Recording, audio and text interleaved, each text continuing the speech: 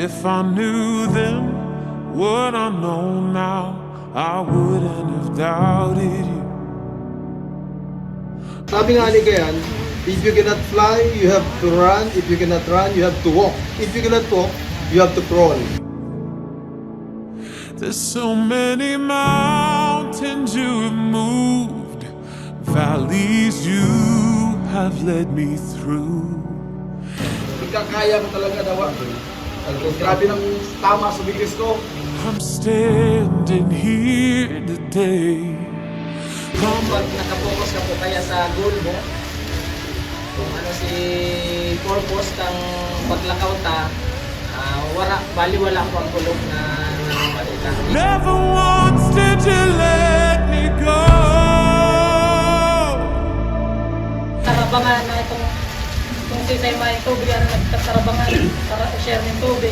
Pagkuhan mo magsakit para makuha mo si gusto mo o si Don. Happy kasi nadumanan pa sa mga kita na dahil ko Alone. My life is full. Lang ini para sa ko na ginigibo ko, para sa pamilya, para sa minamatik ko, para din sa nanginig kong pintor, kay Manay Denise, lalo kay Manay Boy. Finding my way. Gusto kong ipadagod ang devotion ko kina since nakaibahan na ako kayo sa pagkagaba kang Solganti Bridge. So I was a survivor. So dagos-dagos lang po. Our history has shown you've never failed me yet. I-expect mo sa dit lang, pero ang itinaw sa inyo na hulaon.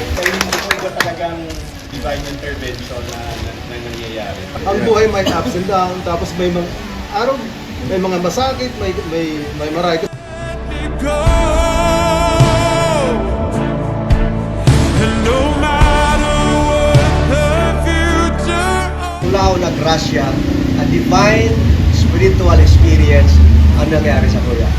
Ika po nga ang founder ng community. Siya. Sabi ko, bako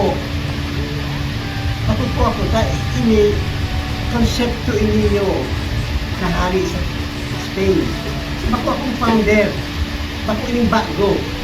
Ha? Na nabigla na sila. Ako naglakaw. Na-experience ako.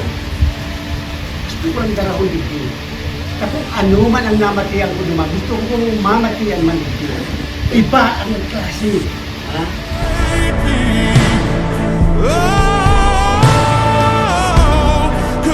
Kapag abot naman sa mahal na Diyos, dahil makita hiling mo ng mahal na Diyos ang kung ika-engineer, kung sinang achievements mo bilang karang tao. Dahil yan hiling mo rin kung ikapanit. Ang hiling mo rin mahal na Diyos, ang estado kang sa tuyang puso.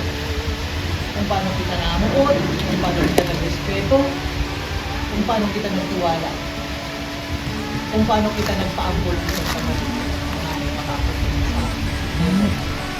Kaya ako po nagpapasalamat para po sa kuya, ang kamugabos, grasya, ang mga nangyari sa kuya Gabos, grasya. Kaya pag umahon ng Diyos sa kanya. Amen. Oh